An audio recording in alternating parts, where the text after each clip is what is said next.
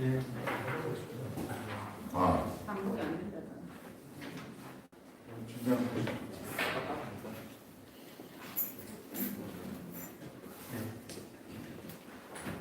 한 번씩 하는. 예.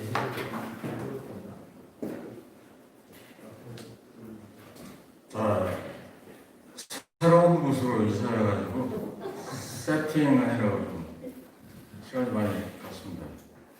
오늘 또 마음으로 찬양을 준비하고 찬양을 부르면서 예배를 시작하도록 이렇게 하겠습니다. 네. 기뻐하면 함께 노래 부르리.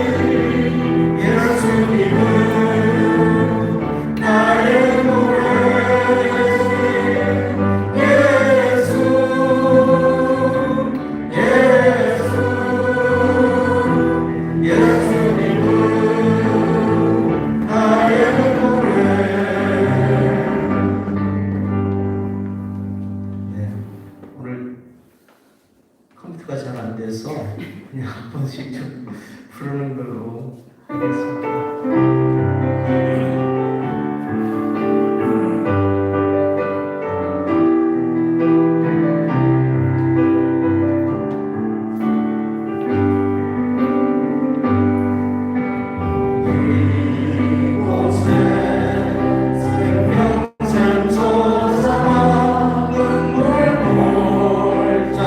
지나갈 때에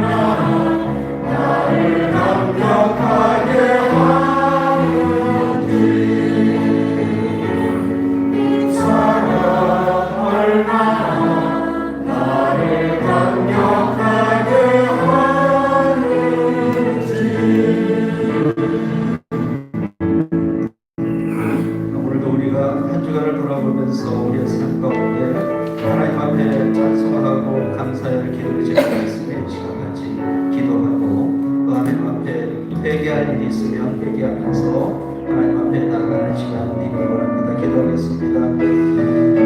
아버지 하나님 오늘도 함께 해주시기 바랍니다. 하나님의 놀라신 은혜를 생각하면서 마지막으로 저를 지켜주시고 하나님과 함께 해주시고 하나님과 보신 은혜를 감사합니다. 우리를 불쌍히 해주시고 정말 하나님의 임재하시고 함께 하시고 경험할 수 있는 예배가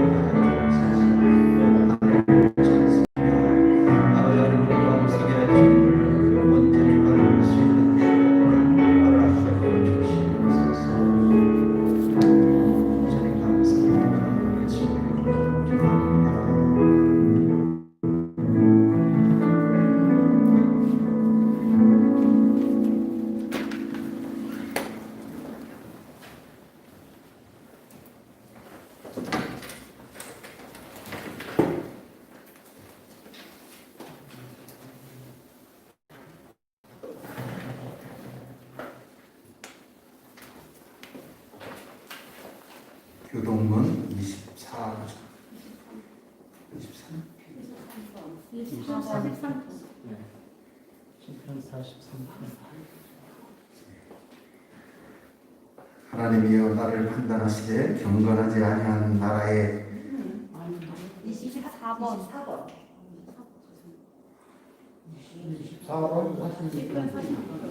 46편이잖아요. 네. 처음 내가 시작한 게 맞았네. 네, 그렇습니다.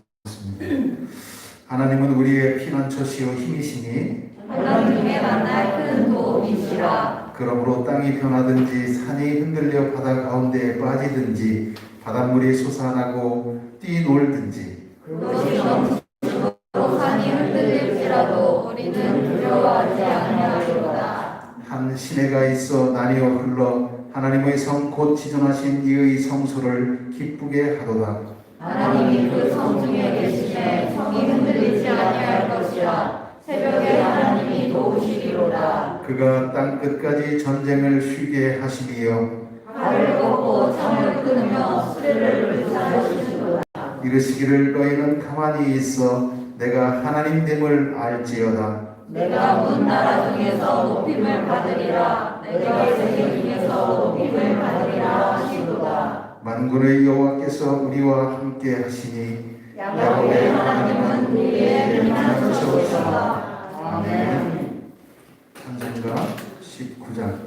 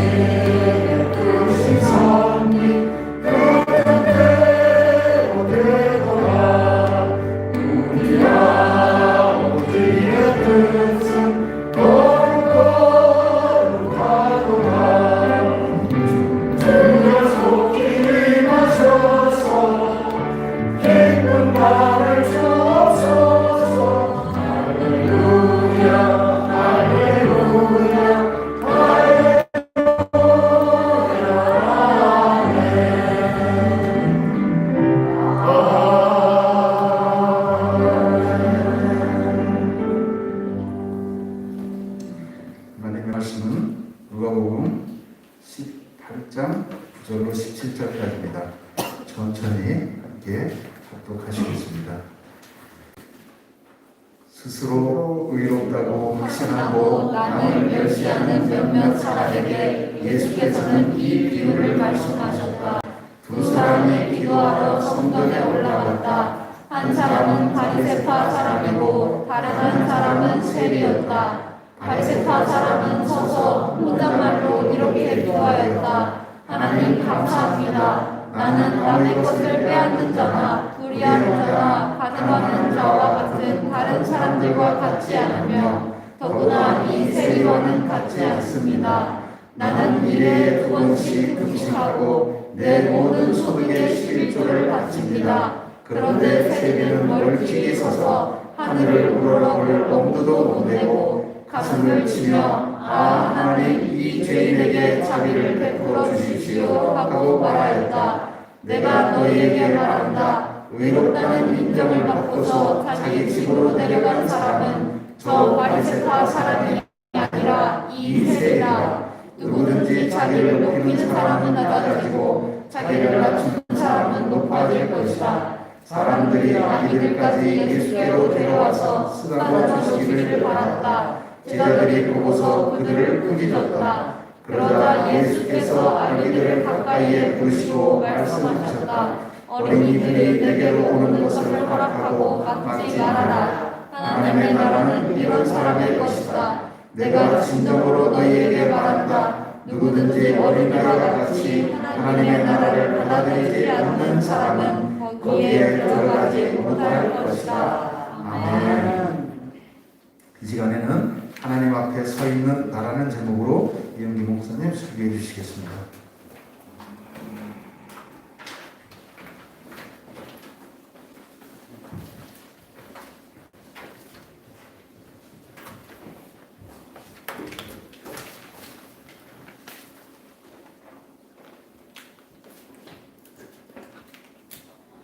네, 오늘 이렇게 이곳에서 처음으로 우리가 예배를 드리는데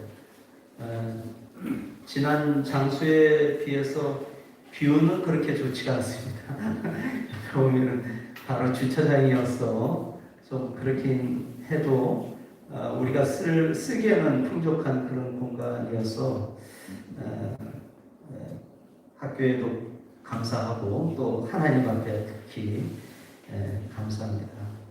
하나님은 항상 우리에게 길을 주시는 것 같아요. 갈 길을 보여주시는 것 같고 우리가 이렇게 신뢰하는 과정 속에서 우리가 하나님의 인도하심을 배우게 되는 것 같습니다.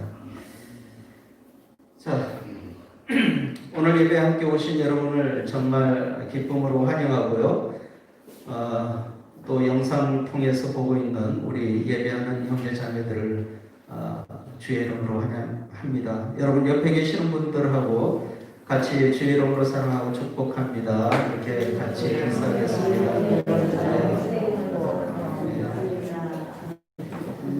자, 이거 한번 해볼까요? 우리는 언제나 어디서나 예수님의 향기입니다. 시작. 우리는 언제나 어디서나 예수님의 향기입니다. 네. 앞으로 인사를 이렇게 하도록 하겠습니다. 그래서 우리의 의식적으로라도 우리가 예수의 향기라는 것을 생각하면 좋겠습니다. 자, 오늘 설교는 여러분에게 먼저 질문을 하면서 시작해 보겠습니다. 과연 우리가 무엇을 어떻게 해야 하나님의 인정을 받을 수 있을까요? 이 생각을 한번 해 보시면서 오늘 설교를 좀 들어주시기 바랍니다. 갑자기 이런 질문들을 하면 사실 당황스럽죠? 오늘 설교를 시작하기 전에 먼저 우리의 생각을 좀 정리해야 할 필요가 있는 것 같아서 제가 이런 질문을 던집니다.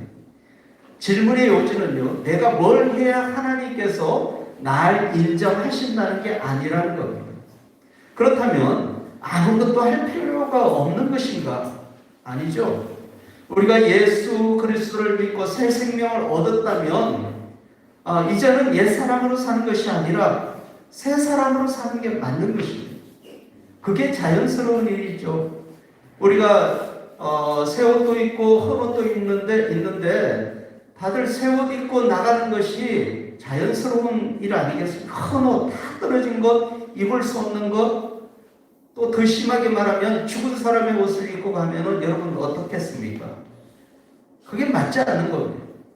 우리가 예수 그리스도를 믿고 새 생명을 얻었다면 거기에 합당한 삶을 사는 것은 당연한 일이고 자연스러운 일이에요. 그런데 참 문제는 뭐냐면 그런 자연스러운 일이 우리에게 잘 되어지지 않는다는 거예요. 왜 그랬을까요? 목사를 잘못 만나서 그렇다. 이게 무슨 말이냐? 잘못 가르치니까, 예? 성경을 잘못 해석하고 설교자의 마음대로 설교를 하니까 이런 일들이 우리 안에서 계속 일어나는 것입니다. 정말 성경의 본문을 따라 성경이 말씀하고자 하는 것을 선포할 때 비로소 거기에서 우리의 삶의 변화가 있고 하나님 말씀에 능력이 있는 줄 믿습니다. 자, 지지난주에 우리가 청지기, 불의한 청지기를 통해서 여러분은 어떤 결론을 가지고 가셨는지 모르겠습니다. 끈질기게 기도하면 이루어주신다. 그래서 기도는 응답할 때까지 끈질기게 해야 한다. 우리는 이런 생각을 가지고 있었지만 본문의 내용은 사실 그렇지 않았잖아요. 그죠? 중요한 것은 무엇입니까? 우리 하나님은 불의한 재판관이 아니시라는 거예요. 불의한 재판관은 홀로 된 한 여자가 자기의 권리를 찾기 위해 매일 찾아와서 자신을 귀찮게 구니까 그러니까 내가 창피해서 견딜 수 없다는 거죠. 그래서 들어주겠다 이렇게 결정을 했습니다. 여기서 불의한 재판관과 공의로우신 하나님을 같은 선상, 같은 위치에서 비교해서는 안 된다는 얘기예요. 오히려 정반대에서 불의한 재판관은 어쩔 수 없이 그 손을 들어주었다면 우리 하나님은 자기가 선택하신 백성의 권리를 오히려 찾아주시지 않겠느냐. 얼른 그들의 권리를 찾아주실 것이다 라고 말씀하고 있는 거예요. 이 하나님이 바로 우리가 섬기고 있는 하나님입니다. 다만 그 응답이 지원될 수는 있습니다. 그래서 우리 주님은 우리에게 기도하면서 낙심하지 말라고 권면하고 계십니다. 하나님은 자기 자녀의 권리를 찾아주시는 하나님이시라는 얘기예요. 어쩌면 우리가 기도하기 전에 벌써 하나님은 그 권리를 우리에게 주시는지도 모릅니다. 사람들이 기도를 너무 좁은 의미로 해석하는 게 문제입니다. 무슨 말인가 하면 문제 해결을 위해 기도만 하고 있다라는 거예요. 우리는 쉽게 이렇게 얘기하지 않습니까? 기도는 호흡이고 기도는 인격적인 대화라고 하면서도 우리는 문제 해결, 요구사항 전달 요 정도로 알고 있는 겁니다. 이런 기도는 사실 이교도들의 기도와 비슷한 거예요. 여러분 총알기도, 화살기도 뭐 이런 얘기 들어보셨죠? 성경에 없는 기도의 모습이에요. 무슨 기도의 종류가 그렇게 많은지 사실 책 팔아먹으려고 그렇게 다 나눠놓은 거예요. 의미 없는 것입니다. 성경엔 없는 기도인데 여러분 우리도 한때 릴레이 기도 해보셨죠? 릴레이 기도하면 마치 하나님을 옴짝달싹 못하게 하시는 것 같아요. 그렇잖아요? 그런데 우리끼리 단합대회는 될 수 있을지 몰라도 하나님은 그런 것에 별로 관심이 없다라는 거예요. 그러니까 불의한 재판관의 비유를 통해서 우리는 우리의 기도에 관심이 있지만, 우리가 지금 하고 있는 기도에 관심이 있지만 가만 말씀을 보고 또 보면 불의한 재판관과는 전혀 다른 완전 딴판이신 하나님께서 거기 계시더라는 거예요. 오히려 자녀의 권리를 찾아주시는 하나님, 이분이 우리 하나님이시구나. 그것을 알 때 우리의 기도의 모습은 달라진다는 얘기예요. 때로는 응답이 늦어질지라도 우리는 낙심하지 않고 하나님께서는 그때 이루어 주실 것이라는 기대감이 우리에게 있다라는 거예요. 기도를 이렇게 하라는 본문이 아니었어요. 오히려 하나님이 어떤 분이신가를 보여주는 말씀입니다. 자, 오늘 본문은 다른 복음서에서는 기록되지 않은 아주 독특하게도 누가만이 이 비유를 기록해주고 있습니다. 불의한 재판관의 비유, 그리고 바리새파 사람과 이 세리가 성전에서 기도하는 모습을 통해서 우리에게 전하고자 하는 말씀이 있다라는 얘기입니다. 자, 앞에서 질문을 드렸습니다만 우리가 무엇을 해서 하나님이 우리를 인정하시는 게 아닙니다. 그냥 우리는 예수 그리스도를 통해서 인정받은 존재가 된 거예요. 그러나 하나님을 인정하고 하나님께 인정을 받은 사람의 삶의 태도는 어떤 태도가 되어야 할까? 오늘 이 질문을 스스로 하면서 오늘 말씀을 같이 묵상해 보고자 하는 거예요. 자, 존 찰스 라이런, 유명한 청교도 신학자거든요. 이분이 이런 말씀을 했습니다. 진정한 회심의 확실한 증거는 겸손이다라고 했습니다. 겸손하지 않고 참으로 구원받을 수 있을까요? 자신이 죄인이라는 분명한 인식이 있어야 구원받을 수 있다면 겸손하지 않고 구원받을 길은 없습니다. 적어도 예수님을 구주로 영접할 때 우리는 겸손한 삶이 되어야 합니다. 이처럼 그리스도인의 시작은 물론 그리스도인의 삶의 바탕이 되는 매우 중요한 것이 바로 이 겸손이에요. 겸손. 이 겸손에 대해서 우리 주님은 두 사람의 이야기를 통해 우리에게 잊을 수 없는 교훈을 지금 해주고 있습니다. 먼저 이 이야기의 주인공 두 사람에 대해서 한번 살펴보죠. 바리새파 사람. 당시 유대교회에서 가장 힘 있는 집단 중에 하나가 바로 바리새파였어요. 자, 우리 기독교에도 장로교, 감리교, 침례교, 성결교 교세가 좀 큰 순서대로 제가 불러봤습니다.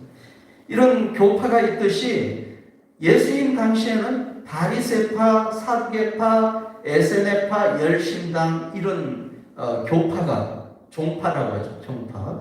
이런 종파가 있었어요. 그 중에 가장 규모가 큰 종파가 바로 바리새파였다고 하죠. 이 바리새라는 이름에는요, 분리시키다, 격리시키다 이런 뜻이 있습니다. 그래서 쉽게 말해서 이 사람들은 분리주의자예요. 세속으로부터 자기 자신을 거룩하게 보호하기 위해서 분리시켰다는 거죠. 그래서 우리는 또 이 사람들을 경건주의자들이다 이렇게 얘기합니다. 이 바리새파에 들어가려면요, 엄격한 기준이 있었고요. 안식일과 정결법 그리고 구전되는 율법, 장로들의 유전, 부활 이런 것들을 믿어야지 가능했습니다. 그래서 이 사람들이 이 바리새파가 되기 위해서 신청을 하면 어느 기간 동안 수습 기간이 있습니다. 그 기간을 통과해야지만이 바리새파로 등록이 될 수가 있었던 거죠. 굉장히 종교주의자들이었어요. 실제로 율법의 항목에 따라서 살기도 했습니다. 그래서 당시 유대인들로부터 굉장히 존경받는 사람들이었습니다. 그들은 엄격한 율법 준수와 전통을 강조했기 때문입니다. 복음서를 보면 예수님은 계속해서 이 바리새인들과 부딪히고 논쟁을 하는데요. 그들의 가장 큰 문제는 뭐냐면 열심히 율법의 항목은 지키고 있지만 율법의 정신을 무시한 채 지키고 있는 아주 외식주의자라고 하잖아요. 외식주의자. 형식주의자들이었다라는 거죠. 그러면서 그렇게 지키는 이유는 뭐냐? 자기 자신의 의를 드러내기 위해서 지키더라는 얘기예요. 그러니까 이것은 하나님의 말씀과는 전혀 딴 삶을 살고 있는 거예요. 하지만 바리새의 세리는 어떻습니까? 그 반대에 있는 사람들입니다. 자, 유대인들에게는 민족을 팔아먹는 죄인이었어요. 세리들은. 그들은요, 세리직을 로마 정부에 미리 돈을 주고 삽니다. 그리고는 유대인들로부터 세금을 걷어서 얼마는 로마에다 바치고 얼마는 자기가 갖습니다. 근데 온통 부당한 방법으로 세금을 먹여요. 자기 민족을 괴롭힙니다. 그러니 유대인들은 세리를 보면 죄인의 대명사가 되어버렸어요. 매국노, 로마의 앞잡이, 그런 존재가 바로 세리였습니다. 우리나라로 말하면 친일파 세력과 똑같은 거죠. 자, 이 두 사람 이야기의 등장인물이 이 두 사람 이야기인데요. 벌써 이 두 사람 이야기는 판별이 났습니다. 왜냐하면 좋은 사람이 누구인가 질문하면 모든 유대인들은 누구라고 얘기하겠어요? 바리새인, 의로운 바리새인이라고 얘기하는 게 분명한 거예요. 나쁜 사람은 세리입니다. 예수님 이야기는 이렇게 끝나지 않았습니다. 우리가 오늘 본문을 읽었듯이 예수님 이야기는 항상 반전이 있었어요. 그래서 그들은 정말 충격을 받았습니다. 자, 오늘 말씀 9절에 이렇게 시작하는데요. 여러분 주보를 참조하시기 바랍니다. 스스로 의롭다고 확신하고 남을 멸시하는 몇몇 사람이라고 하셨어요. 이 말씀을 보니까 특정 부류를 선정하고 던져진 말씀은 아닌 것 같습니다. 그런데요, 원어적으로 몇몇 사람 이렇게 해석이 되어 있지만 원어에 따르면 개인이 아니라 어떤 그룹을 지정하는 것으로 해석할 수가 있어요. 그렇다면 결국 이 사람은 서기관들과 바리새파 사람들이라는 것을 알 수 있습니다. 자, 이 말씀은 오늘 비유 말씀에 목적이 깔려있는 문장인데요. 사람들은 이 말씀을 무시한 채 말씀을 보는 경향이 있어요. 그러니까 이 9절 말씀을 우리가 주의 깊게 봐야 합니다. 이 불의한 재판관과 과부의 비유와 그리고 오늘 우리가 보고 있는 이 바리새인과 서기관 세리의 비유는 비슷한 형식을 취하고 있다라는 얘기입니다. 자, 1절에도 예수께서 제자들에게 늘 기도하고 낙심하지 말아야 한다는 뜻으로 비유를 하나 말씀하셨다 이렇게 했죠. 오늘 9절에도 마찬가지예요. 9절 우리 한번 같이 읽어볼까요? 9절 시작. 스스로 의롭다고 확신하고 남을 멸시하는 몇몇 사람에게 예수께서는 이 비유를 말씀하셨다. 네. 그러니까 이렇게 비유의 목적을 밝히고 있는데 이 말씀만 읽더라도 우리는 어떤 말씀이 진행될 것인가를 짐작할 수 있습니다. 그렇죠? 단순하게 말하면 예수님이 스스로 의롭다고 하는 사람의 문제점을 지금 지적하시고자 하는 의도가 있구나 라는 것을 여러분 눈치챘을 겁니다. 이런 목적을 무시하고 이 비유를 보면 결국 우리는 세리와 같은 기도를 해야 한다, 이상한 결론을 낼 수밖에 없어요. 그렇다면 대체 스스로 의롭게 생각한다는 것은 무엇을 의미할까요? 당시 의로운 자란 그 행위가 자기가 속해 있는 사회 구조와 조화를 이루고 또 하나님과 이웃에 대한 정당한 의무를 행하는 사람, 성실하게 그 일을 하는 사람을 의로운 사람이다 이렇게 얘기했어요. 자, 우리 한국 사회에서는 의로운 의인이 누구죠? 다른 사람을 위해서 자기를 헌신적으로 희생한, 때로는 목숨을 잃은 사람, 그 사람을 의인이다 이렇게 얘기하지 않습니까? 자, 유대사회에서는 그런 것이 아니고 유대사회에서는 그 사회에 반역하지 않는 그 사회의 구조에 대해서 조화를 이루는 삶을 살아가고, 첫째는, 또 두 번째는 하나님과 이웃에 대한, 하나님에 대한 정당한 의무를 성실하게 시행하고 또 이웃에 대한 정당한 의무를 성실하게 이해하는 사람, 이 사람들을 바로 의로운 사람이다 이렇게 얘기했다라는 거예요. 자, 이런 의무 이행들이 그 사람들을 불의한 자들과 구별해주는 기준이 되었습니다. 쉽게 말해서 하나님을 사랑하고 이웃을 사랑하는 사람, 그 사람들이 진정한 그 시대의 의인이었다라는 거예요. 의롭다고 사람들이 생각했다는 것입니다. 그러나 서기관과 바리새인들은 하나님의 뜻에 합당하게 행해야 할 정도의 의무도, 그리고 이웃에 대해 진정한 공의와 사랑도 완벽하게 행하지 않으면서 오히려 사람들 앞에서 자신을 의로운 자라고 밝히고 있다는 얘기예요. 물론 나름 율법 이행에 대한 열성이 있었던 건 사실입니다. 오늘도 기도의 내용을 보니까 뭐라고 합니까? 자기는 일주일에 2번씩 금식기도 하고, 특히 그 밑에 붙은 건 11조도 막 빠지지 않고 한다, 이런 말씀이 나와 있어요. 그래서 이 말씀을 가지고 11조 해야 한다 이렇게 강력하게 주장하시는 우리 목사님들도 계시긴 한데, 자, 그 말씀이 아니지 않습니까? 여기 보니까요, 오히려 구절에 남을 멸시하는 것으로 보아 자기가 속해 있는 사람들 외에는 모두 부정한 사람으로 생각하는 독선적이고 편협한 사람들이 바로 이 바리새파 사람들이었다, 이런 얘기입니다.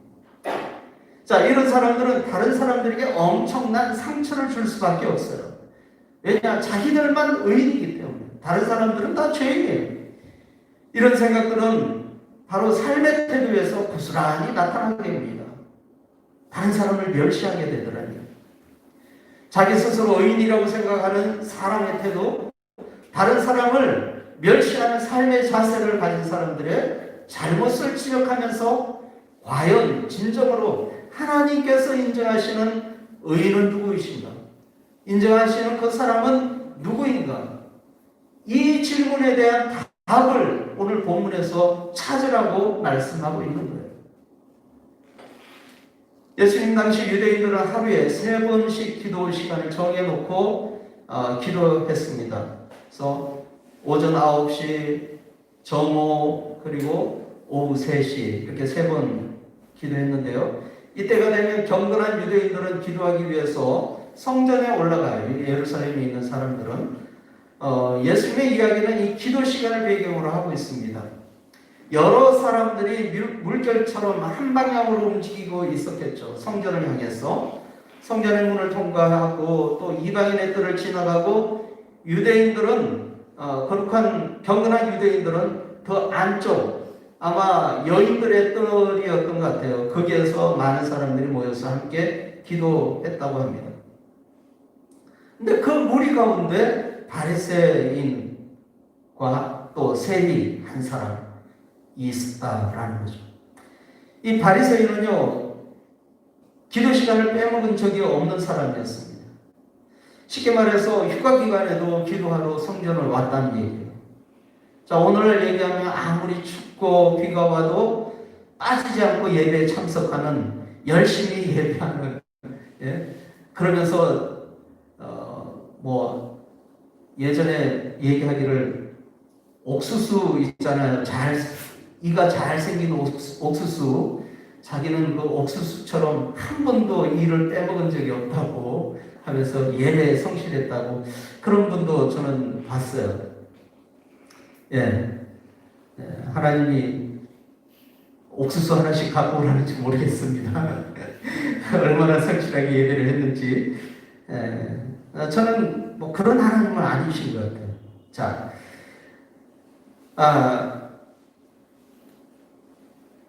이런 사람들은 대부분 자기 자신의 의를 드러내요.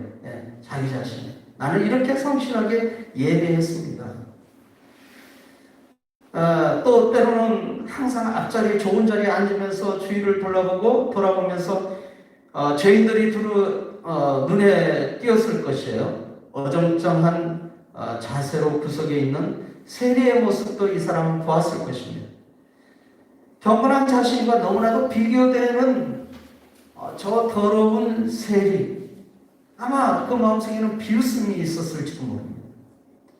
그리고 동시에 그는 자신에 대한 만족감으로 기분 좋게 지금 기도에 임하고 있어요.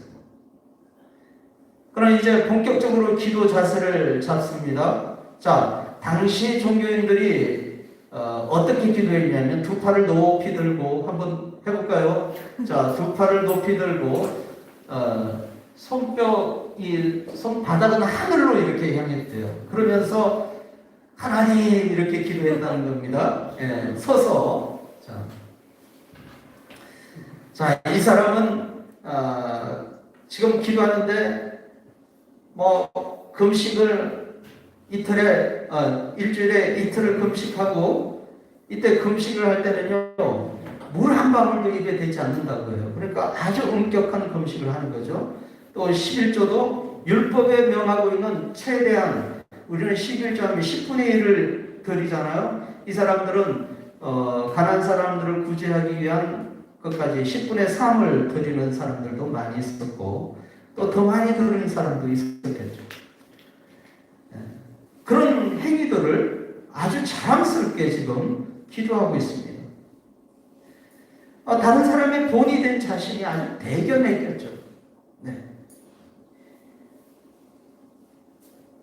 자, 근데 참 재밌는 표현이 여기 있어요. 제가 PPT를 이렇게 카피를 못해갖고 여러분에게 보여드릴 수가 없는데, 바리새인이 서서 기도했다고 되어 있는데요. 이 서서에 해당되는 동사의 형태는 과거 수동태 분사를 사용하고 있습니다. 그런데 13절에 보니까 세리는 멀찍이 서서에서 이 서서는 이상하게도 능동태를 사용하고 있어요. 이 뉘앙스를 잘 이해해야 성경을 읽는 맛이 있습니다. 예, 우리가 읽고 있는 한글 성경에는 조금 그런 게 부족하지만 성경 원어에는 수동태로 또 능동태로 이렇게 기록되어져 있는 거예요. 자, 이것은 지금 누가는 의도를 가지고 이렇게 기록하고 있다는 얘기죠. 이것은 바리새인이 스스로의 필요에 의해서 선 것이 아니라 다른 사람에게 보이려고, 다시 말해서 자신을 드러내고자 하는 의도 때문에 그런 욕망이 그를 거기에 세웠다, 그런 의미예요. 이해가 되세요? 네. 정말 자기의 필요, 자기의 어떤 고난과 고통, 구구절절한 기도의 제목을 가지고 스스로 그 자리에 쓴 것이 아니라 자기 자신의 명예와 자기 자신의 의를 드러내려고 하는 욕망이, 바리새인이 아니라 그 안에 있는 욕망이라는 존재가 바리새인을 기도의 자리로 서게 했다, 이런 의미라는 겁니다.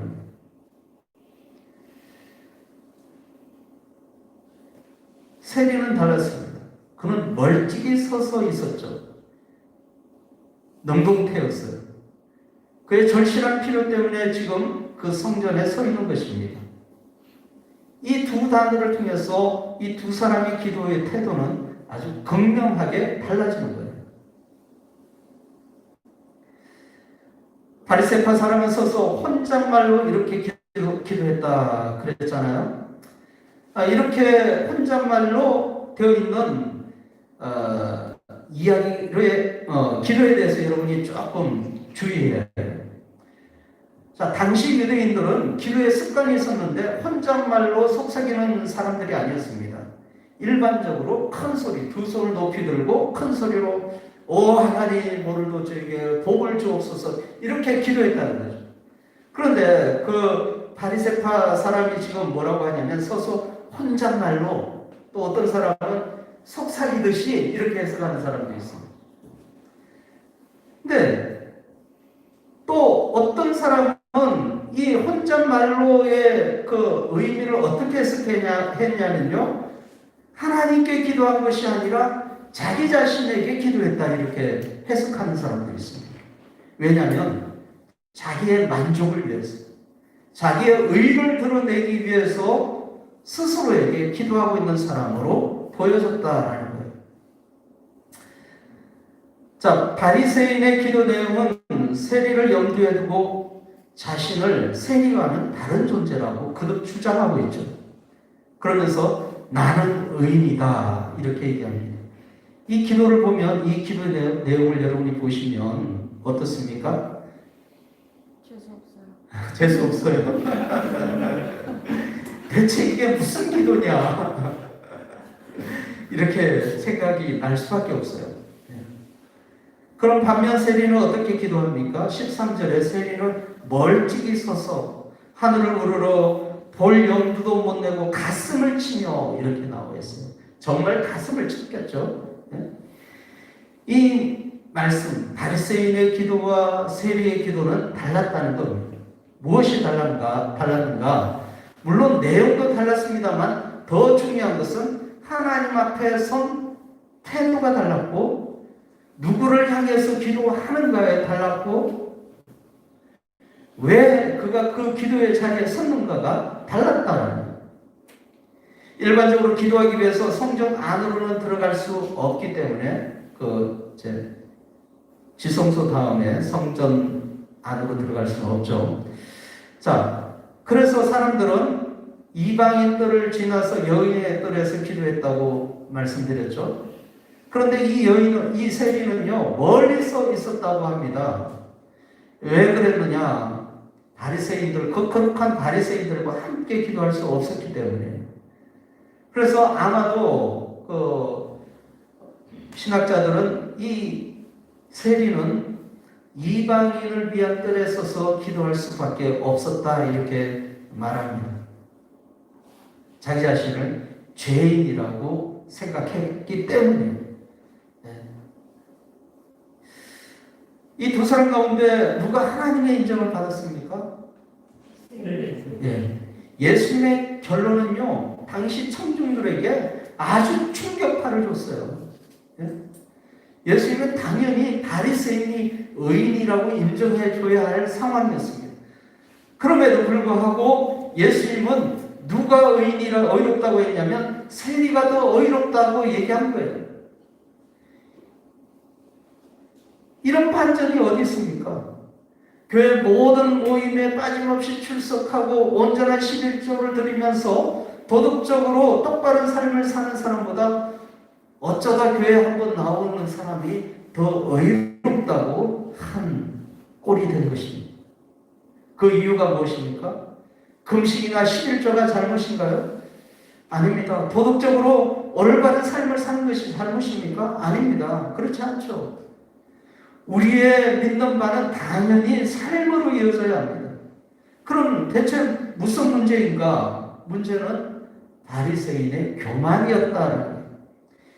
예수님의 말씀을 14절에 우리 같이 한번 14절 같이 한번 읽어볼까요? 시작. 내가 너에게 말한다. 의롭다는 인정을 받고자 자기 집으로 내려간 사람은 저 바리새파 사람이 아니라 이 세리다. 누구든지 자기를 높이는 사람은 낮아지고 자기를 낮추는 사람은 높아질 것이다. 네, 예수님의 이 이야기가 우리에게 주는 교훈은 분명합니다. 우리가 하나님 앞에 나아갈 때, 설 때 필요한 것은 우리로 하여금 하나님의 인정을 받게 하는 것은 삶의 태도에 있어서 겸손이라는 얘기입니다. 겸손. 그렇다면 우리가 겸손하기 위해서 어떻게 해야 하는가? 오늘 본문에서 예수님이 가르쳐 주시는 겸손, 그 겸손의 첫 번째 교훈은 이것입니다. 겸손은 우리가 하나님 앞에 있다는 사실을 알 때 가능하다. 하나님 앞에 서 있는 그 자신을 발견할 때 우리는 비로소 겸손할 수 있다라는 거예요. 아유, 겸손한 척 하는 사람들이 있어요. 속으로는 겸손하지 않는데 능력 있는 사람인데 막 겸손하다 말로만 겸손하는 사람이 있고 속으로 비웃는 사람들이 있습니다. 그런 겸손이 아니라 여러분이 전능하신 하나님 앞에서 딱 서면 우리는 뭘 느껴요? 우리는 연약하고 부족하고 아무 존재도 무의미한 가치 그것을 느낄 수밖에 없어요. 그럼 결국은 겸손할 수밖에 없다라는 얘기입니다. 바리새인은 사람들 앞에 있는 자신을 보았지만, 바리새인은 사람들 앞에 있는 자신을 보았지만, 세리는 하나님 앞에 있는 자신을 보았던 겁니다. 여러분 지금 누구 앞에 서 있습니까? 우리는 사람들 앞에 서 있어서는 안 되고 바로 세리처럼 하나님 앞에 서 있어야 합니다. 우리는 누가 누구 앞에 있는가를 제대로 알아야 합니다. 그렇지만 종종 우리는 이런 면에 있어서 세리보다 바리새파 사람들을 닮아가는 경향이 너무 많아요. 그래서 자신을 자기보다 좀 못한 사람과 비교하면서 아주 어깨를 우쭐거리는, 어쓱거리는 그런 삶을 살고 싶어합니다. 성경은 많은 곳에서 교만에 대한 경고와 함께 겸손에 대한 하나님의 호의를 말하고 있어요. 야고보서 4장 6절에 하나님이 교만한 자를 물리치시고 겸손한 자에게 은혜를 주신다, 이렇게 말씀하셨죠. 하나님의 은혜와 긍휼을 누리기를 원한다면, 하나님의 인정과 축복을 경험하기를 원한다면, 그렇다면 우리는 겸손한 삶의 태도가 있어야 한다. 마음을 낮추고 하나님의 능하신 손에 우리 자신을 그 손 아래 놓아야 한다. 하나님은 겸손한 자에게 은혜를 베푸십니다. 하나님 나라는요, 많은 역전의 법칙이 있습니다. 그 중에 하나가 낮추면 높이시고 높이면 낮추신다는,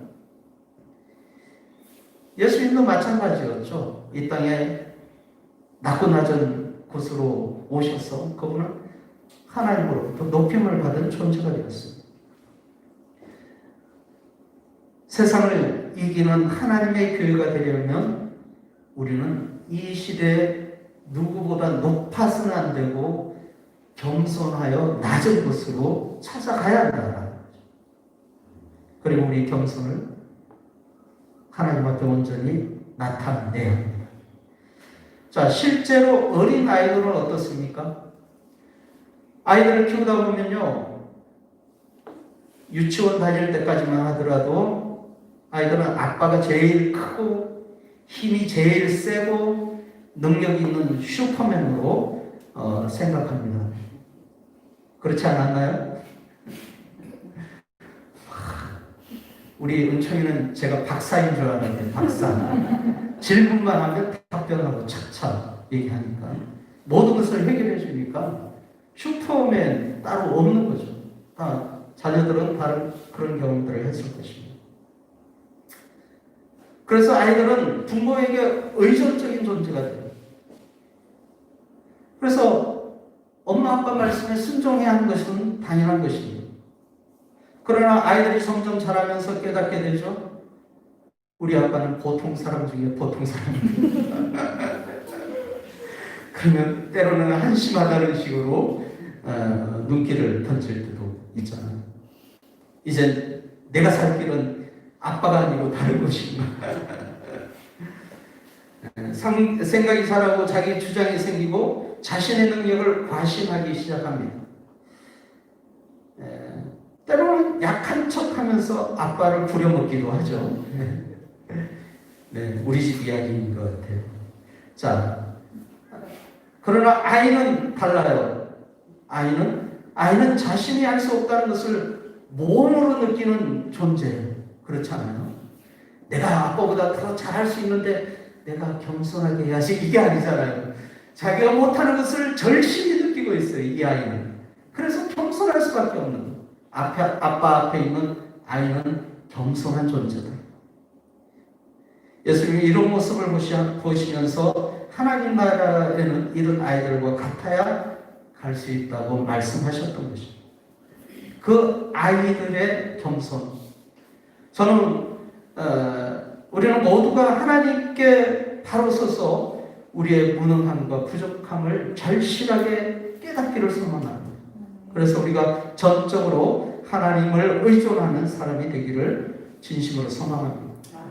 여러분, 항상 하나님 앞에 서서 겸손한 삶의 태도로 하나님께 인정받는 그런 예약교회 형제자매들 되시기를 주의 이름으로 이 시간 간절히 축원합니다.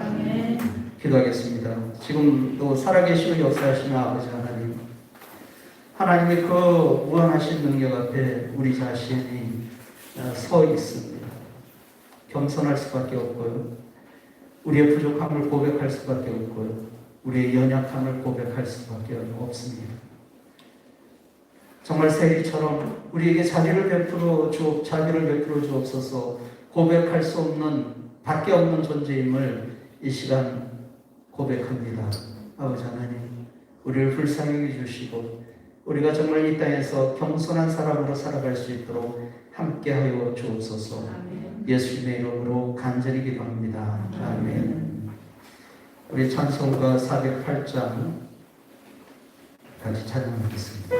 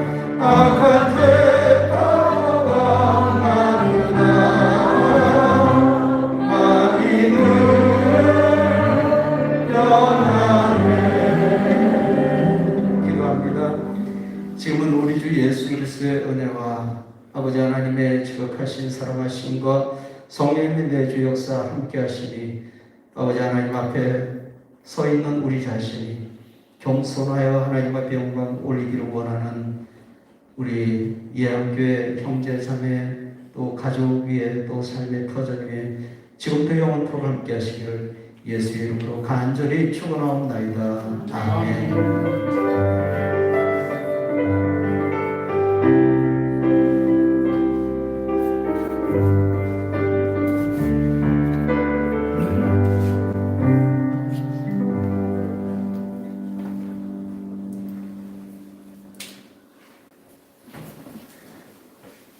먼저 오늘 예한교회에 처음 나오신 예배에 참석하신 형제님을 잠시 환영하도록 하겠습니다. 저 뒤에 계신데 잠깐 일어서 주시면 제가 마음을 다해서 환영하겠습니다.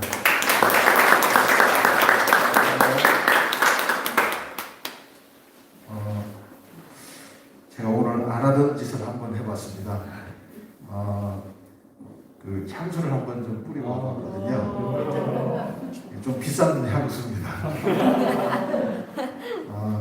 그런데 말이죠. 또 다른 향수가 있습니다. 무슨 얘기 하려는지 아시겠죠? 예, 예수님의 향기를 피우려면 예수 향이 있어야 되지 않겠어요? 근데 예수님의 향기를든 아니면 제가 오늘 몸에 뿌리고 온 향수든 간에 향수는 비싸다. 대가를 치러야 된대요. 과연 그러면 우리 예양교회는 어떤 대가로 예수님의 향수를 구입해야 할까요? 그 점을 우리 예양교회가 창립한 지 이제 거의 1년이 다 돼가는데 내년부터는 무엇인가 세상을 향해서 예수님의 향기를 내뿜을 수 있는 그런 일을 작은 것 하나라도 해야 되지 않을까, 이걸 좀 생각하는 2020년 연말에 좀 되었으면 좋겠습니다.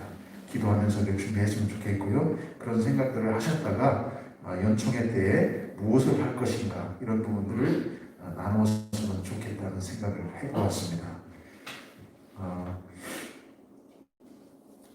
계속해서 수요일에 성경 공부가 이어지고 있고요. 우리의 날마다 세상에 살아가면서 필요한 일들이 있잖아요. 자녀들이 잘 되었으면 좋겠고, 건강했으면 좋겠고, 또 우리의 미래에 대한 부분들이 많이 걱정이 되는 그런 상황인데, 그런 부분들을 위해서 세리와 같은 심정으로 기도했으면 좋겠습니다. 그리고 이제 날씨가 선선해지고 하나님께서 만들어주신 이 자연이 너무나 아름다운 계절입니다. 예배가 마치고 특별히 계획이 없다손 치더라도 함께 교제하는 시간들을 가질 수 있는 시간들을 만들었으면 좋겠습니다. 또 다른 말씀 없으면 이것으로 마치고 또 교제의 시간을 갖겠습니다.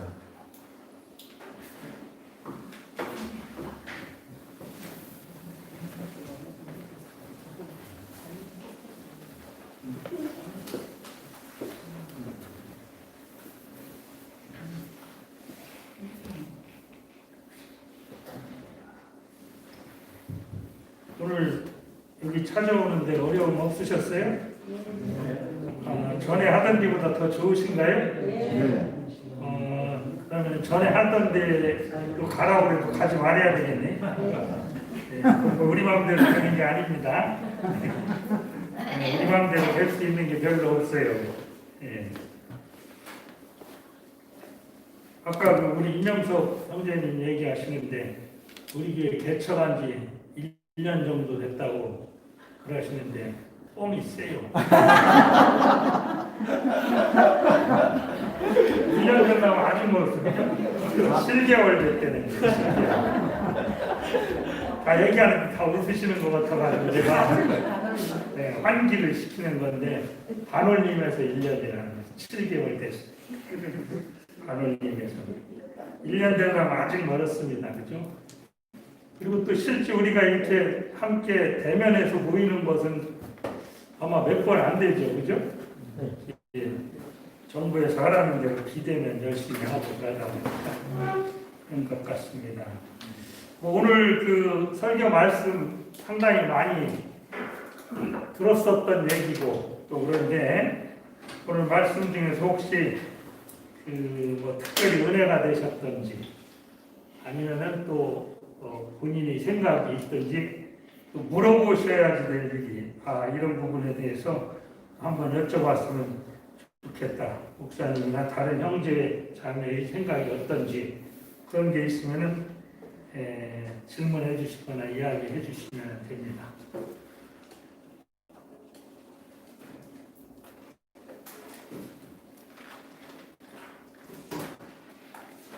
그러면은 그 생각하는 동안에 또 제가 한번 먼저 질문을 드릴까요?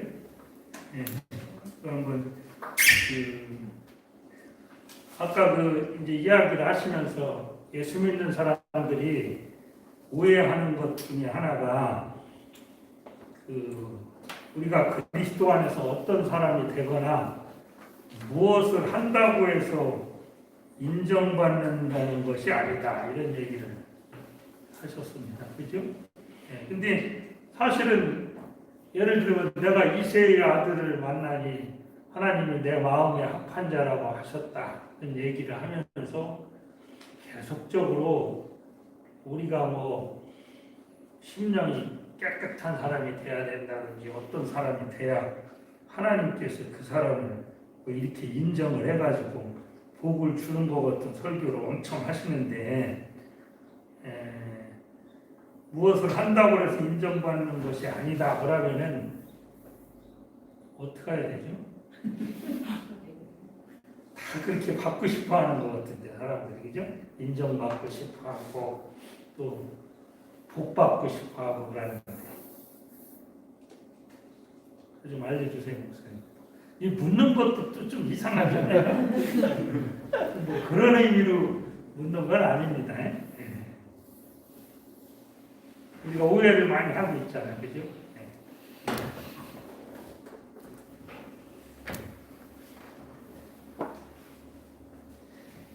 구약에 있어서 하나님이 함께 하셨던 분들은 성경에 보니까 대부분 다 부요한 사람이었죠.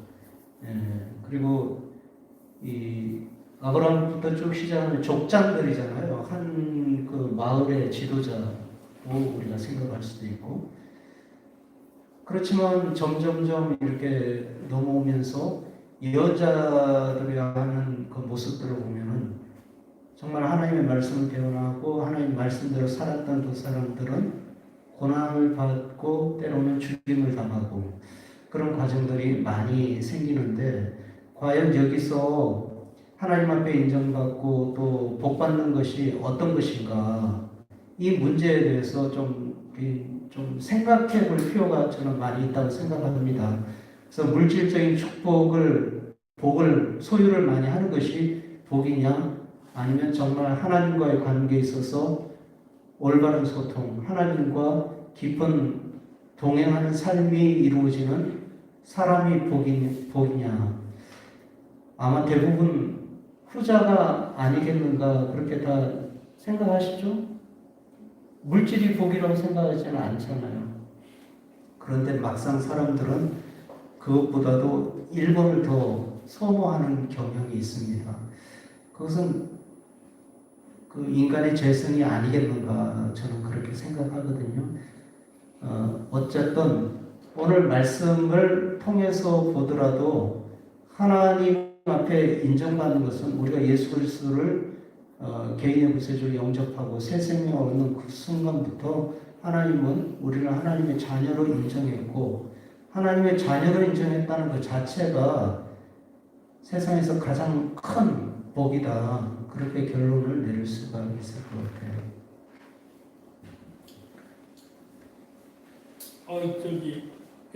딱 안경을 벗으기 시작했는데 손 들으셨지 않았어요? 말씀해보세요. 지난번 말씀하실 때 우리가 재판장의 어떤 비율을 철저히 말씀하시면서 좀 궁금한 게 있었는데 오늘 그때 우리가 재판장과 하나님과의 같은 맥락을 보면 안 된다고 말씀하시기 그 부분이 틀렸는데요. 네, 그럼에도 불구하고 뒤에 가보면 이제 그럼에도 불구하고 세상에서 8절에 보면 세상에서 믿음을 보이느냐 인자가 세상에 믿음을 보이느냐 할 때 어떤 믿음을 말하는 건지 참 그런 것 같은 기억이 나요.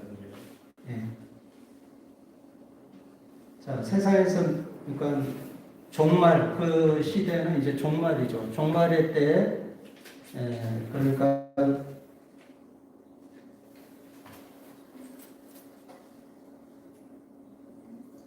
성경책이 어디 갔죠?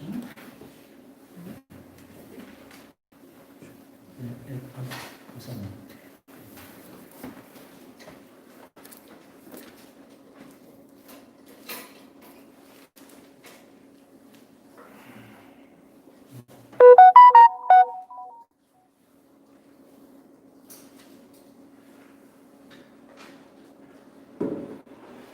자, 이 믿음이라는 것은 여기에서 뭐냐면은 이 항상 기도하고 낙심하지 말라.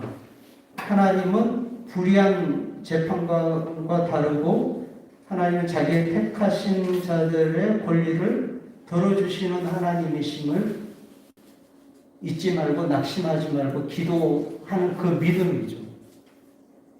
그렇지만 말세 때에 가서는 그런 믿음을 찾아보기가 어렵다, 그 얘기를 하시는 거예요. 하나님에 대한 기대, 내가 기도했을 때 하나님께서 내 기도를 들으신다, 내 정당한 권리를 어쩌면 이미 미리 나에게 주신다는 그런 기대감, 그런 믿음이 말세에 증할 때는 그런 사람을 찾아오기 어렵다, 그 말씀이죠. 요 말씀하고요. 네. 저기 이제 오늘 말씀드린 겸손이라는 거에 대해서 말씀을 드렸죠. 지금까지 장단이었구나, 그렇구나 생각을 들었는데요.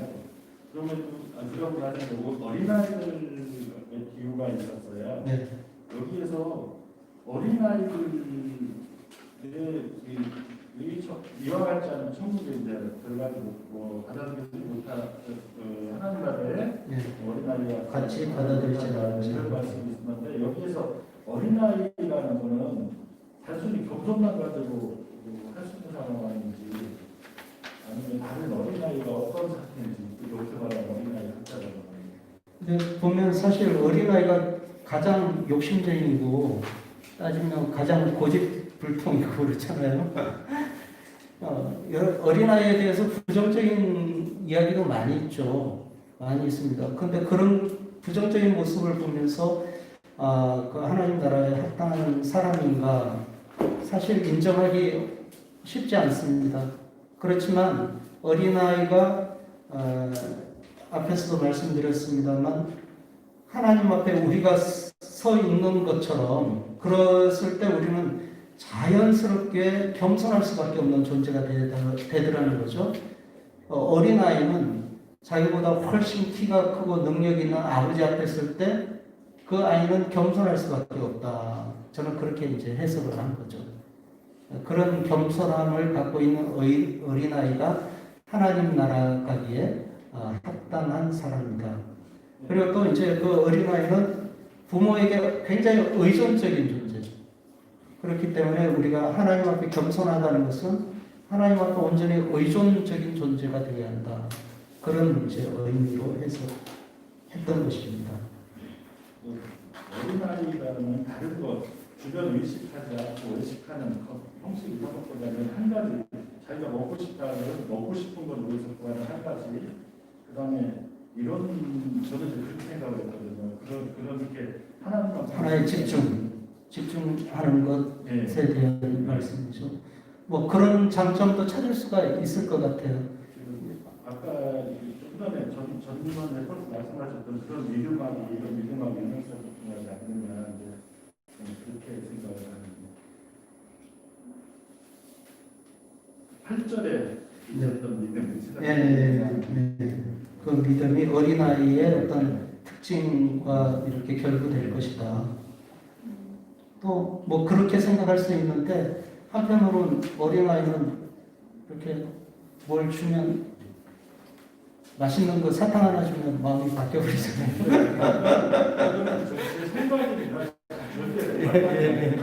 그러니까 여기 본문을 통해서 우리가 볼 때는 어린아이가 의존적인 존재이고 겸손한 모습을 이제 가지고 이제 말씀드린 거죠. 계산하지 않고. 네, 계산하지 않고. 당시 이제 유대인들은 이제 뭐 유명한 사람이 오면 그 주변에 있는 아이들을 데리고 와서 그 아이에게 축복해주는 그런 것을 굉장히 선호했다고 해요. 예수님도 지금 이제 길거리에서 그 동네 이제 아이들을 유명한 랍비가 왔으니까 축복을 해주는 그런 상황 가운데 지금 이제 연출되는 거죠. 성경을요, 그러니까 이렇게 뚝뚝 이렇게 달락달락 해서 성경을 해석해 보면 이게 성경인지 그냥 막 이렇게 짜집게 해놓은 건지 헷갈릴 때가 많거든요. 근데 제가 이제 성경을 다시 보기 시작하면서 이 누가복음은 누가가 갖고 있는 어떤 그 관점을 가지고 계속 이어져 나가고 있어요. 예수님께서 부활 승천하시는 그 순간, 그리고 사도행전까지 이제 계속 공부할 거거든요. 사도행전까지 이렇게 쭉 이어가면서 성경을 보는 것이 참 중요한 것 같습니다. 제가 이제 계속 성경을 연구하면서 그런 느낌이 들었습니다.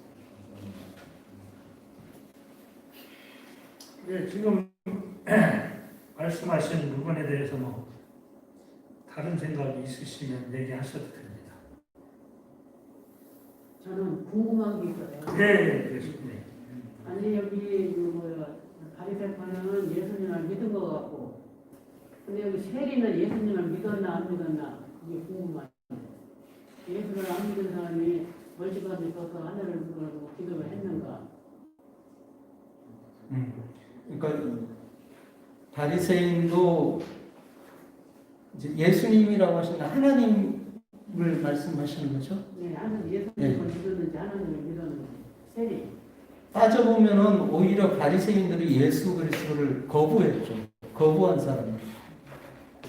근데 하나님에게만 기도한 거고. 그렇죠. 네. 근데 여기 세리는 하나님을 믿었어요, 안 믿었어요? 세리도 바리새인도 그 이제 혼잣말로 기도했다 했을 때 그 혼잣말이라는 것을 원어적으로 해석해 보니까 자기에게 기도했다 그런 의미도 있더라는 얘기예요. 세리가? 예, 바리새인. 세리가 하나님을 믿었나 안 믿었나가 궁금하시네요. 세리는 하나님을 믿었죠. 유대인이잖아요. 그 사람 세리지만 근데 믿었는데 네. 예수님 그 말씀에는 그 이제 욕심 같은 거 내지 말라고 했는데 그 욕심을 다 내고서 나중에 회개한 거 아니에요? 회개했으니까 믿는 거죠. 회개 안 하면 문제지만 회개했으니까 하나님을 근데 인지했다. 예수님을 믿는 사람이 그렇게 남의 거를 다 이렇게 탐하고 네. 그렇게 할 수 있을까? 그러니까 이제 뒤에 계속 나오겠지만 세리에 대한 얘기가 나와요. 여리고 성에 그 삭개오가 삭개오가 결국은 예수 그리스도를 개인의 구세주로 영접하면서 예수님을 하나님의 아들로 받아들인 거 아니에요? 그러면서 자기의 삶을 회개하고 자기가 잘못한 것에 대해서는 율법에 따라서 세배를 받고 또 자기가 갖고 있는 것을 반을 잘라서 가난한 자를 위해서 주고 헌납하고 이런 이제 결심이 있죠. 그러니까 세리라고 해서 하나님을 믿지 않는다라는 생각을 갖지 마시고 유대인들은 다 하나님을 다 믿었어요. 바리새인들도 철저하게 하나님을 믿는 것 같았지만 정말 믿은 게 아니라 왜 우리 교회 안에도 열심히 교회는 출석하고 예배하는데 하나님을 신뢰하지 않는 사람이 있어요. 종교인들 그런 사람들이 있다는 얘기예요. 근데 집사님 말씀은 세리가 하나님을 믿었는데 왜 이렇게 나쁜 짓을 했냐 그 말씀을 하시는 것 같아요. 그리고 와서 이제 나쁜 짓 다 하고 여기서 와서 이제 회개만 하면 되냐 이런 나쁜 짓 할거 하고서 나중에 해결한 거. 저도 나쁜 짓 많이 했어요. 저도 제 개인적인 얘기를 좀 하면 제가 어린 시절에 제가 좀 도벽이 좀 있었습니다. 도벽이 있었는데 저 엄마한테 무지 많이 맞았어요. 도벽 때문에. 근데 억울한 일 때문에 도벽이 생긴 거예요. 제가. 그래갖고 근데 어린 시절에는 교회는 계속 다녔죠. 나름대로 열심히 주일마다 예배를 드리고 하나님 앞에 나갔는데 어느 날 갑자기 이제 주일학교 선생님하고 이제 성경 공부를 하는데 하나님이 정직한 자를 사랑하신다 그 말씀을 전해 주시는 거예요. 근데 그 순간 저에게 막 번개처럼 제 머리를 확 지나가는 게 있었습니다. 그 후로는 남의 물건에 절대로 손을 대지 않게 되더라고요. 회개함이 있었어요. 그때. 주의하세요. 뭐 물건 없으니까. 아니 목사님은 어린 시절에 그렇게 했지만. 그러니까 셀리도 마찬가지죠. 이 세리는 우런이 이게 세리를 받아. 어린아이든 어른이든 똑같아요. 하나님을 진심으로 만나지 않으면 다 종교인에 불과합니다. 그래도 이제 이 사람은 이 은혜였기 때문에 그래도 그 예수님을 이제 하나님을 믿었더라면 예. 그렇게 남은 거를 너무 많이 착취하지는 않을 거 아니에요. 그건 내 양심이 있으니까. 예수님. 그러니까 이렇게 회개하고 나서 근데 이제 또 다시 나쁜 짓 하면은 진정한 회개한 사람이 아니죠. 그 후에 이야기는 없었어요. 죄송합니다. 답변을 못 해드릴게요. 여기에서 세리에 대한 것은 비유로 시작했잖아요. 네. 구절의 시작은 비유이기 때문에 실제 실존하는 인물이었는지는 그거는 예수님이 대부분 이렇게 예화를 든 건요. 당시에 일어났던 여러 가지 상황들이 복합적으로 다 그렇죠. 현상이었지만 그 있었던 당시에 그 자리 현장에 있었던 존재는 아니었었던 것 같아요. 현장에 있었던 사람은 아니었겠죠. 네, 그런데 이제 뒤에 이제 세리 얘기가 네, 나오고 계시죠. 실제 존재는 할 수 있었지만 그 현장에 있는 상황을 지칭해서 하지는 않은 것 같다 이런 얘기를 하고 싶고요. 그 세리에 대한 부분에 대해서는 그때 상태에 살아가는 데 있어서 지금 현재도 마찬가지겠지만 직무상의 어떤 에서 발생되는 좀 더 과했느냐 적겠느냐의 차이였을 거라고 생각이 되어지고 그 직무를 감당하기 위해서는 어쩔 수 없이 발생될 수 있는 과정이지 않았나 하는 생각도 좀 해보는데 하나님 말씀에 비춰보니까 자기는 죄인이었다라고 생각해서 이제 회개했었던 거 아니겠나 저는 이제 그렇게 이해를 했습니다. 근데 당시 세리들은 어느 정도였냐면 그 수레바퀴가 이제 굴러가잖아요. 굴러가면 일을 한 그 시대죠. 거기에 대해 수레바퀴에 대한 세금까지 붙였다라는 거예요. 그러니까 당시 유대인들의 세리들은 조선의 그 앞잡이들보다 훨씬 더 지독한 놈들이었다. 일제 앞잡이보다 훨씬 지독한 놈들이었다 이렇게 생각하시면 돼요. 그래서 죄인의 대명사가 된 거죠, 세리들. 우리도 예수 믿으면서도 사실은 세리와 같은 일들을 할 때도 사실은 많이 있거든요. 교회를 오래 다니면서도. 근데 이제 여기서 이제 중요한 것은 세리는 어쨌든 간에 하나님 앞에서 자복하고 통해 자복하고 회개를 하는데 바리새인은 그 당시 유대인들이 그 하나님 앞에 감사를 하고 이러는 것들이 유대인들의 일상인데 자기 의를 드러내는 것은 상당히 유대인으로서는 옳지 않은 일이었거든요. 근데 이 바리새인은 하나님께 감사하는 척하면서 자기 의를 엄청 드러내고 있는 거죠. 어떻게 보면. 반면에 세리는 누가 봐도 나쁜 놈이고 참 상대 안 해주고 이러는 위치에 있었지만은 이 순간은 감히 기도하는 자세를 취하지도 못하고 이제 두렵고 떨리는 심정으로 이렇게 갖는 자세가 사실은 좀 중요하지 않을까. 저도 예수 믿으면서도 뭐 나쁜 짓 사실은 하면서 합리화시키고 막 그러잖아요. 그리고 우리 먼저 교회에서 많이 겪었잖아요. 당하기도 많이 당하고. 그런데도 하나님 말씀 갖다 붙여가지고서 또 합리화시키고 그러면은 또 아멘 그러잖아요. 또 꼭 정방원이 밑에 있는 사람들만 아멘 쓸데없이 그렇게 하는 건 아닌 것 같더라고요. 그러니까. 그렇기 때문에 우리가 하나님 말씀을 제대로 이해하고 또 한 번 뭐 깨달았다고 다 깨닫는 거 아니거든요. 계속 우리가 이런 교제를 통해서 스스로 돌아보고 하나님 말씀을 다시 되새기고 이제 이러는 게 반복적으로 필요한 거 아니겠는가 이제 이런 생각이 드는 거죠. 한 말씀 한 말씀 이제 우리 형제 자매님들이 생각하고 이야기하는 것들이 우리 실제 생활에 직접적으로 이제 적용이 돼야지 되거든요. 그래 옛날 마냥 이렇게 가르치면 아멘, 저렇게 가르치면 아멘 하고 그냥 대충 넘어가시지 말고 헌금 문제 같은 경우도 그렇습니다. 우리가 예를 들어가지고서 뭐 우리 11조를 강권하지 않고 헌금의 종류가 하나도 없다, 뭐 그냥 하나로 다 한다 이렇게 하는 것이 이런 교회 마냥 헌금을 좀 많이 거두려고 하는 수단으로 헌금 종류를 만들지 않겠다는 것이지 내가 정말 그리스도 안에서 모든 소유를 하나님께서 우리한테 주신 건데 그 부분에 대한 감사하는 마음으로 내야지 단돈 10원이라도 그게 하나님께 바쳐지는 거지. 눈치 보고서 내면은 뭐 억만금을 내도 아무 의미 없는 거거든요. 그런 거 하지 말고 제대로 한번 해보자는 취지지.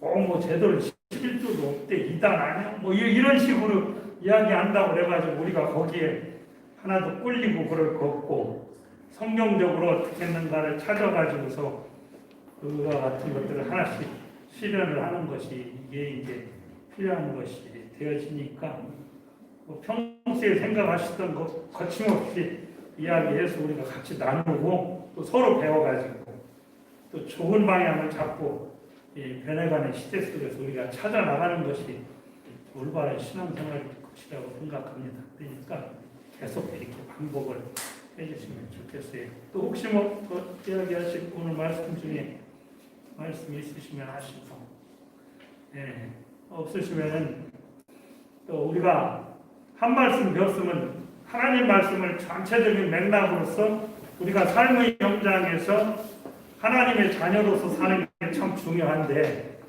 전체적인 게 생각이 안 나더라도 한 주간 동안에 우리가 배운 말씀이라도 삶의 현장에서 정말 하나님의 자녀로서의 적용하는 삶을 살아나가시고 순간순간 승리할 수 있기를 원합니다.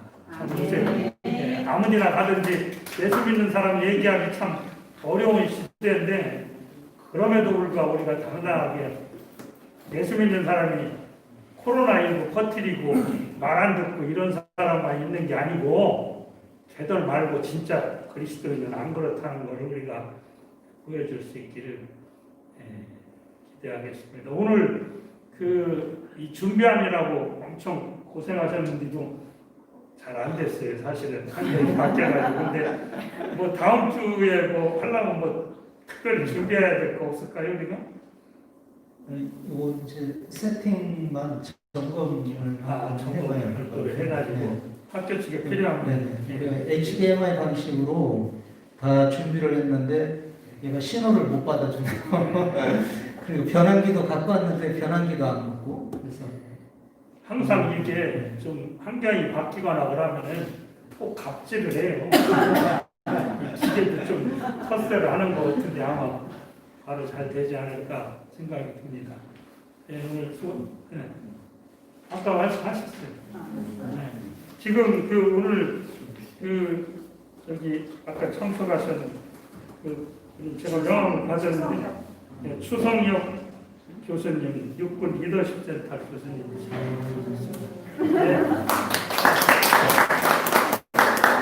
마치겠습니다. 감사합니다. 고맙습니다.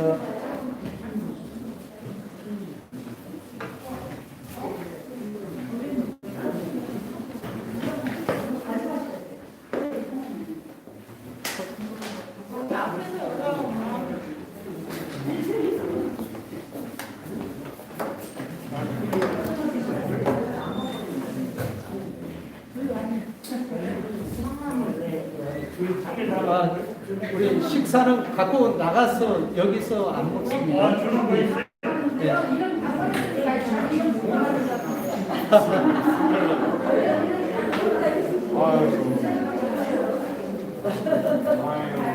밖에 나가서 식사하시고 각자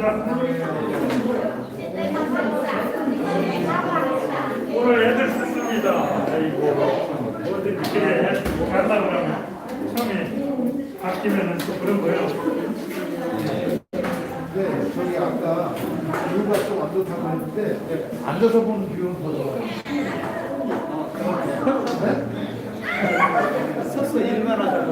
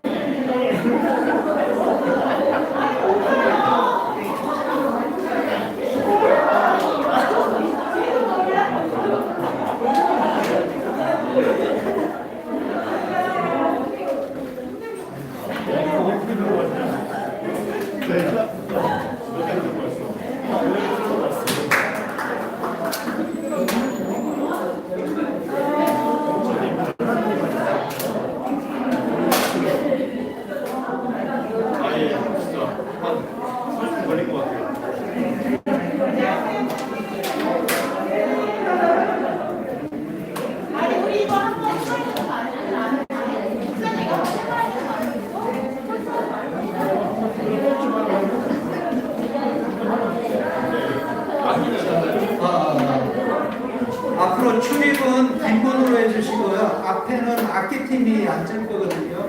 그러니까 뒤쪽 문을 이용하셔서 출입해 주시면 감사하겠습니다.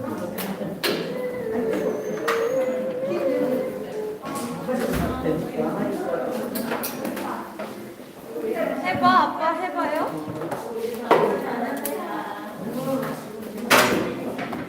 해볼게요. 해볼게요. 뻔한데.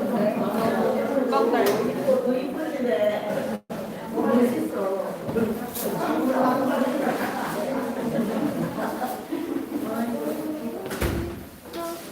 아 맞다, 이거 꺼야 되는데.